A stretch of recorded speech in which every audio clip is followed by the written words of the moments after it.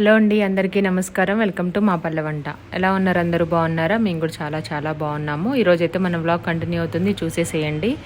ఇది వచ్చేసి నిన్నటి వ్లాగ్ అనమాట. నిన్న ఇంకా కారప్పొడి అవన్నీ చేశాను కదా, వీడియో ఆల్రెడీ నిన్న ఈవినింగ్ షార్ట్ వీడియోలో పోస్ట్ చేశాను, చూడండి క్లారిటీగా. ఇందులో అయితే కొంచెం కొంచెంగా చూపించేశాను. ఫుల్ వీడియో చూడాలనుకుంటే ఫుల్ వీడియో అంటే డీటెయిల్గా చూడాలనుకుంటే షార్ట్ వీడియోలో ఉంటుంది, వెళ్ళి చూసేసేయండి. చాలా సింపుల్గా చూపించాను. నేను చేసే ప్రాసెస్ అయితే అదనమాట. ఇక్కడ వచ్చేసి నైట్ డిన్నర్లోకి దొండకాయ కర్రీ చేస్తున్నాను. ఆల్రెడీ 2 దొండకాయలు పండిపోయాయి. ఇంకా కొంచెం ఉప్పు వేసేసి నీళ్లు వేసేసి కాసేపు పక్కన పెట్టేస్తాను. ఆ తర్వాత ఇంకా మిగిలిన పని అయితే చూసుకోవచ్చు. కాసేపు అలా ఉంటాయి కదనేసి రెగ్యులర్గా మన వీడియో చూసే వాళ్ళకి తెలుస్తుంది.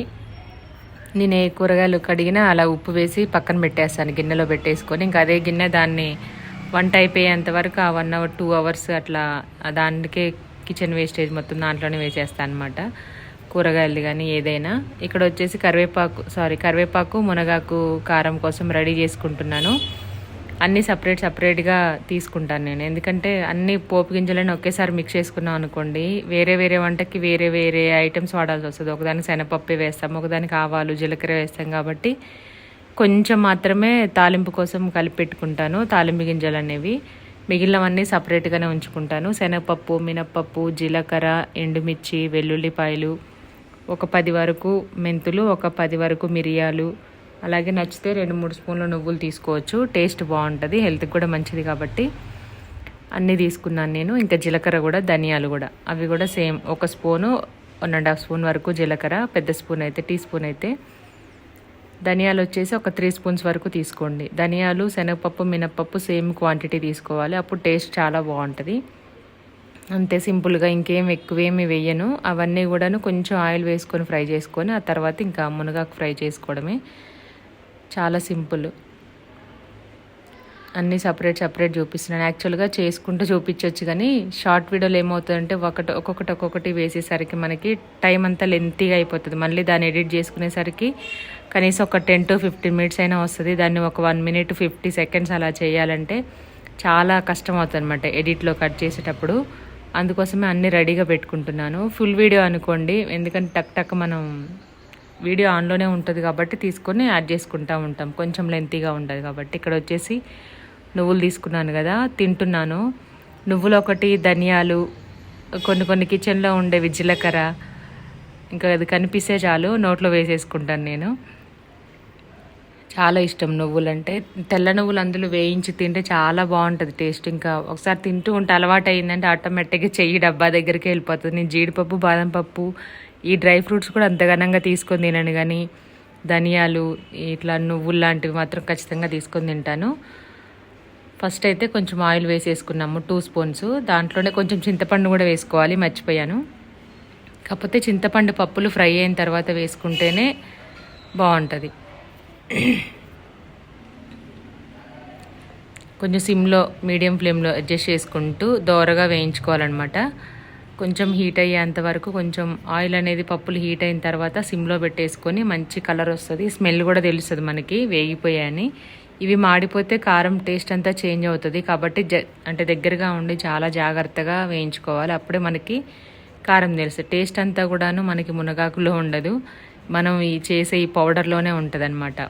ఓన్లీ ఈ పౌడర్ కూడా కొంచెం తీసుకొని జలుబు దగ్గు ఇట్లా ఉన్న వాళ్ళకి, గొంతు నొప్పి ఉన్న వాళ్ళకి కారప్పొడి చేసుకుంటాం కదా, అలా కూడా వేసుకొని తినొచ్చు. కొంచెం నెయ్యి వేసుకొని చాలా బాగుంటుంది టేస్టీగా. ట్రై చేయండి ఒకసారి, ఎవరైనా ట్రై చేస్తే కనుక మునగాకు కారప్పొడి. అందులో ఈ కారప్పొడి కొంచెం తీసుకోండి.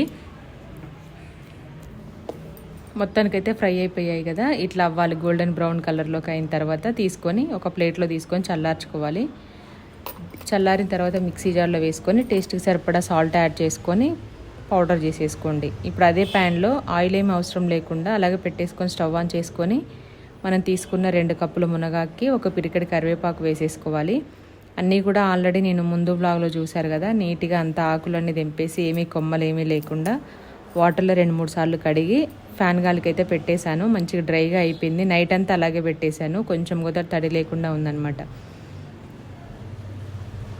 ఇప్పుడు ఫ్రై చేసుకోవాలి దీన్ని. ఎలా అంటే కొంచెం క్రిస్పీగా అయ్యేంత వరకు చేసుకోవాలి, అప్పుడే మనకి పౌడర్ ముద్దలా కాకుండా కొంచెం పౌడర్గా అవుతుంది అనమాట. ఎక్కువ రోజులు కూడా నిల్వ ఉంటుంది, ఎక్కడ చెమ్మ ఉండొద్దు, తడి మనం అది ఏమన్నా కొంచెం ఏదైనా ఉంటే ఆకులు అది ఫ్రై చేయడంలో అయిపోవాలి. కాబట్టి ఐ ఫ్లేమ్లో అస్సలు చేయొద్దు. ఐ ఫ్లేమ్లో చేస్తే కొంచెం ఆకులు మనం కడిగినప్పుడు ముద్ద ముద్దగా అవుతాయి కదా, అవన్నీ చెక్ చేసుకొని సపరేట్ చేసుకోవాలి. అందులో కొంచెం చెమ్మే ఉంట సిమ్లో పెట్టేసుకొని ఫ్రై చేసుకుంటే ఆటోమేటిక్గా ఇంకా అది సపరేట్ అయిపోతుంది అనమాట. అంతే, ఇంకేం లేదు. ఈ మునగాకుతోనే మనం చాలా పప్పులో వేసుకోవచ్చు, కరివేపాకు వేసుకున్నట్టు డైలీ కర్రీస్లో వేసుకొని వాడుకోవచ్చు. కాకపోతే దొరకదు ఇక్కడ, అంతే. ఒకవేళ తెచ్చి పెట్టుకున్నా నెక్స్ట్ డేకే మొత్తం అంతా ఎండిపోతుంది కాబట్టి కష్టం. ఎవరింట్లో అయినా చెట్టు ఉంటే మాత్రం ఖచ్చితంగా కరివేపాకులాగా ఒక పిరికెడు తాలింపులో వేసేసుకోవచ్చు, పప్పు వేసుకోవచ్చు. ఒకటే ఆకుకూరతో దీంతోనే తినబుద్ధి కాకపోతే కనుక మనం పాలకూర, టమాటో ఏ పప్పు చేసినా దాంట్లో యాడ్ చేసుకోవచ్చు. ఒక ఆకుకూర పప్పులోటి ఒక 2 పిరికెలు వేసేసుకుంటే చాలా మంచిది కదా. ట్రై చేయండి ఈసారి నుంచి. లేదంటే కొంచెం ఆనియన్స్ ఎక్కువ వేసి అల్లం వెల్లుల్లి పేస్ట్ వేసుకొని ఈ ఆకుకూర మొత్తం వేసి మంచిగా ఉడికిన తర్వాత ఎగ్స్ వేసేసుకున్నా చాలా బాగుంటుంది. అసలు మునగాకు వేసామనేదే తెలియదు. నేను అది 2-3 సార్లు ట్రై చేశాను. కారపొడి మాత్రం ఇది సెకండ్ టైం అనమాట. అలాగా ఇప్పుడైతే మిక్సీ జార్లో వేసేస్తున్నాను. ఆయిల్ ఉంది కదా, జారుతూ ఉంది చెయ్యి. కొంచెం సాల్ట్ యాడ్ చేసుకొని ఇంకా పౌడర్ అయితే చేసేసుకుంటాను. చాలామంది కబోర్డ్స్ ఎంతవరకు వచ్చాయని అడుగుతున్నారండి. ఇంకా వర్క్ జరుగుతూనే ఉంది. నిన్ననే అది చిమ్నీ అయితే వచ్చింది, అంటే ఇక్కడికి పెట్టలేదు, మేము కొత్త ఇంటి దగ్గరికే పెట్టేసామన్నమాట. అదే అడ్రస్ ఉంటేను ఇంకా అక్కడికే వచ్చింది. అక్కడికే టెక్నీషియన్ వచ్చేసి మొత్తం అన్ని ఇన్స్టాల్ కూడా చేసేసారనమాట. అయిపోయింది. లాస్ట్లో యాడ్ చేశాను చూడండి ఫోటో. ఇక్కడ మా దీవెన్ బాబు నిన్న స్కూల్ నుండి వచ్చిన తర్వాత హోంవర్క్ అయిపోయిన తర్వాత ఆడుతున్నాడు ఆటలు. అదే దొరికింది ఇంట్లో కొత్తది, అది ఓపెన్ చేశాడు వద్దు అంటే. అది తీసుకొని నాకు ఇంజెక్షన్ చేస్తూ ఉన్నాడు అనమాట. నేనేం వాయిస్ ఇస్తుంటే తీసుకొని వచ్చి డిస్టర్బ్ చేస్తున్నాడు. ఇంకా టీవీ చూస్తూ ఉన్నాడు, ఫోన్ చూస్తూ ఉన్నాడు అనేసి కాసేపు అయితే ఆడుకున్నాం అనమాట. ఆ కొంచెం చిన్న బిట్ అయితే తీశాను. ఇంత పెద్ద ఇంజెక్షన్ వేస్తారు ఎవరికైనా, నేను చిన్నది వేస్తున్నా అని చెప్తున్నాడు. అప్పుడే మా దీవెన్ డాక్టర్ అయిపోయాడు. అసలు డాక్టర్ అవ్వడంట, క్రికెటర్ అవుతాడంట. నువ్వు ఏది అవుతావు అని అడిగితే వాడు అవుతాడో లేదో తెలియదు, కానీ ఎవరు అడిగినా ఏది అడిగినా నేను క్రికెటర్ అవుతా అని చెప్తాడు. చూడాలి ఈసారి సమ్మర్లో మాత్రం ఇదే సరిపోయేటట్టుంది. ఇది ఇల్లుది, గృహప్రవేశము, ఈ షూటింగ్స్ ఇవన్నీ. అక్కడ ఏదైనా మంచి అకాడమీ ఉంటే దాంట్లో జాయిన్ చేస్తే బాగుంటుందేమో. దగ్గరలో ఉన్నది, మా వారున్నా లేకున్నా నేను షూటింగ్కి వెళ్ళినా సరే వెళ్ళి దింపేసి తీసుకొచ్చేలాగా ఉంటే బాగుంటుంది. అంటే వాకబుల్ డిస్టెన్స్ ఉంటే బాగుంటుంది కదా దేనికైనా. ఇప్పుడు ఎవరున్నా లేకున్నా ఒకళ్ళ మీద ఇట్లా వాళ్ళు ఉంటేనే వెళ్ళాలి, లేకపోతే బంధు అనకుండా ఉంటే బాగుంటుందని నా ఫీలింగ్ అనమాట.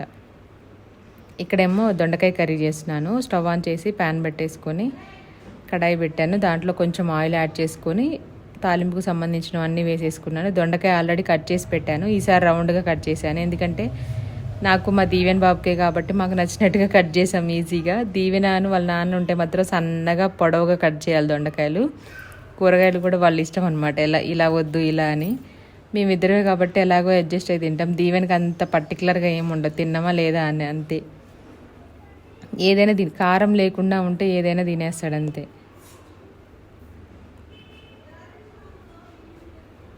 జీలకర్ర, కొంచెం మినప్పప్పు, శనగపప్పు వేసాను.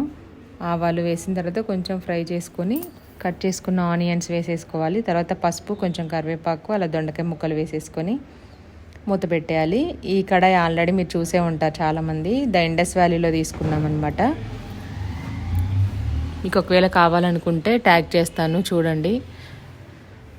ద ఇండస్ వ్యాలీ వెబ్సైట్లోనే అన్నీ ఉంటాయి, మీరు సెర్చ్ చేసినా వచ్చేస్తుంది. ఒకవేళ మీకు దాంట్లో ఆల్రెడీ 50% ఆఫర్ అయితే నడుస్తుంది. ఎప్పటి నుంచో ఆఫర్ ఇస్తారనమాట. మీకు ఒకవేళ ఇంకా ఎక్స్ట్రా 12% కావాలనుకుంటే కూపన్ కోడ్ యూస్ చేస్తే మాది మీకు ఇంకా ఎక్స్ట్రా 12% వస్తుంది. ఉమామధు అనే కూపన్ కోడ్ యూస్ చేయండి మీరు ఒకవేళ ఆర్డర్ పెట్టుకునేటప్పుడు. అక్కడ అడుగుతుంది అనమాట, UMADHU ఉమామధు అనే కూపన్ కోడ్ యూస్ చేస్తే మీకు 12% ఎక్స్ట్రా డిస్కౌంట్ అనేది వస్తుంది, తీసుకోవచ్చు. ఇది తీసుకున్న దగ్గర నుంచి వీటిలోనే మ్యాక్సిమం వండుతున్నాను నేను. యాక్చువల్గా ఫ్రై ప్యాన్లో ఆల్రెడీ మార్నింగే వంట చేసేసాను, ఇంకా అది పక్కన పెట్టేసుకున్నాను అనమాట. ఇంకా అది ఖాళీగా లేదు, కడగడం బద్ధకం అయ్యి దీంట్లో వండుతున్నాను. చాలా బాగుంది కదా, ఎంత హీట్ ఉందో. సిమ్లో పెట్టేసినా కర్రీ ఫాస్ట్గా అయిపోయింది. ఒకసారి హీట్ అవ్వడమే లేట్ అనమాట. ఇంకా నెక్స్ట్ అయితే ఇంకా ఇంకోటి ఏంటంటే దానికి హ్యాండిల్స్ మీరు ఒకవేళ హై ఫ్లేమ్లో పెట్టేసి కొంచెం ఫాస్ట్గా కావాలని వండితే హ్యాండిల్స్ అయితే పట్టుకోవద్దు, కాలుతుంది అది. కొంచెం జాగ్రత్తగా చూసుకోండి, ఐరన్ కదా. మనకి నాన్ స్టిక్ అయితే ఏమంతగా అనిపించేది, వస్తాయి కానీ ఇవి ఎక్కువ హీట్ అవుతాయి అని చెప్పాను కదా, అందుకే వాటికి సిలికాన్ అవి హ్యాండ్స్ అయితే ఇవ్వలేదు.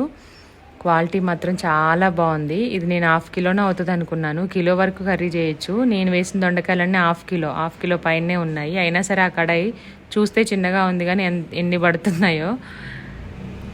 ఇట్లా మొత్తానికైతే ఫ్రై అయిపోయింది. దీంట్లో కొంచెం మగ్గిన తర్వాత ఉప్పు, కారము, పసుపు అన్నీ యాడ్ చేసుకున్నాను. లాస్ట్లో పప్పుల పొడి వేసాను అనమాట. పుట్నాల పప్పు, ఎండుమిర్చి, వెల్లుల్లిపాయలు, ఉప్పు, జీలకర్ర వేసేసి పౌడర్ చేసి పెట్టేశాను.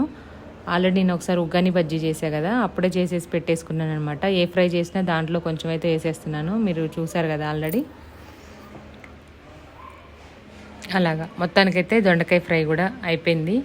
ఇంకా తినేయడమే. ఎక్కువ అంటే డీప్ ఫ్రై లాగా ఎక్కువ ఆయిలీగా అలా ఏం చేయలేదు, ఎండాకాలం కదా, కొంచెం ఆయిల్ మామూలుగానే కొంచెం వాడతాం మేము, అలాగని ఎక్కువగా ఇంత పోసేయను. కొంచెం ఏదన్నా మనం వండే కూరను బట్టి దానికి ఏదైతే కావాలో అంత యాడ్ చేసుకుంటేనే మనకి అది తెలుస్తుంది. బాగాలేకపోతే తినకుండా మళ్ళీ మొత్తం వేస్ట్ కదా, అందుకే ఒక 2 స్పూన్లు ఎక్కువైనా యాడ్ చేసుకుంటాము.